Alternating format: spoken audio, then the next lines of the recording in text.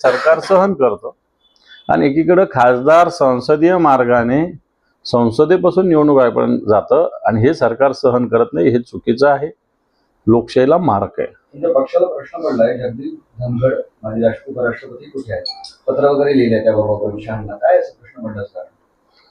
नाही, कारण ज्या पद्धतीनं प्रकृती अस्वास्थ्य कारण त्यांनी दिलं, परंतु ज्या दिवशी राजीनामा दिला त्याच्या आधीच्या सगळ्या दिवसात उपराष्ट्रपती महोदय सुरळीतपणे संसदेचं राज्यसभेचं कामकाज करत होते आणि अचानकपणे त्यांनी राजीनामा दिला. हा संशयास्पद पद्धतीनं दिला.